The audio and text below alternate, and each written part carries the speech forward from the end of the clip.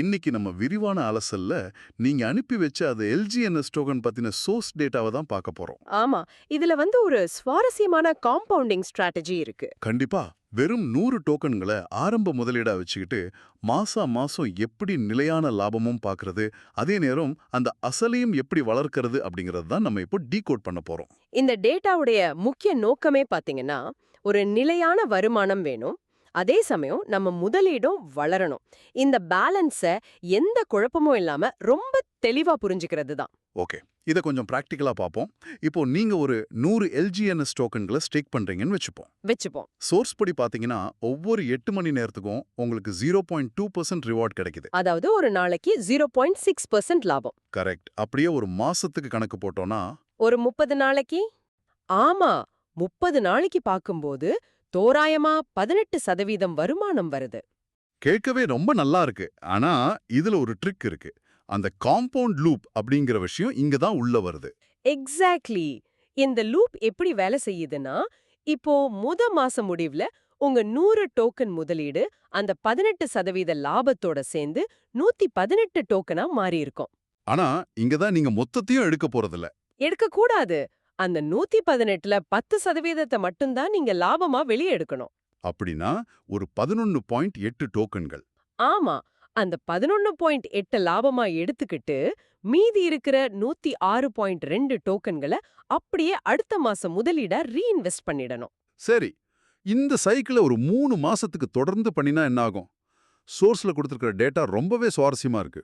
முதல் மாசம் 100ல ஆரம்பிச்சு நீங்க லாபம் எடுத்த பிறகும் உங்க முதலீடு 106க்கு மேல நிக்குது. 2வது மாசத்துல அது 112.8 மாறுது.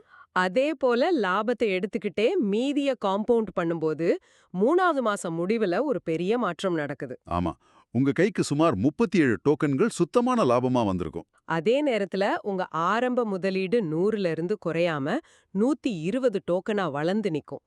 இதுதான் இந்த ஸ்ட்ராட்டஜியோட ஒரு பெரிய பிளஸ். ஒரு பெரிய பிக்சர்ல பார்க்கும்போது மாதாந்திர வருமானமும் வந்துருது, உங்களோட ஸ்டேக்கிங் பேலன்ஸும் மெதுவா வளருது. அசல் தொகையிலிருந்து நீங்க கொஞ்சம் கொஞ்சமா வெளியே எடுக்க எடுக்க ஒட்டு மொத்தமா உங்களுக்கு இருக்கிற ரிஸ்க் ரொம்பவே குறைஞ்சிருது. ரிஸ்க்னு சொல்லும்போது தான் ஞாபகம் வருது. நாம இங்க எந்த ஒரு குறிப்பிட்ட தரப்புக்கும் ஆதரவா பேசல, எந்த டோக்கனையும் நம்ம ப்ரோமோட் பண்ணல. நீங்க கொடுத்த தரவுகளை அப்படியே அனலைஸ் பண்றோம். கண்டிப்பா.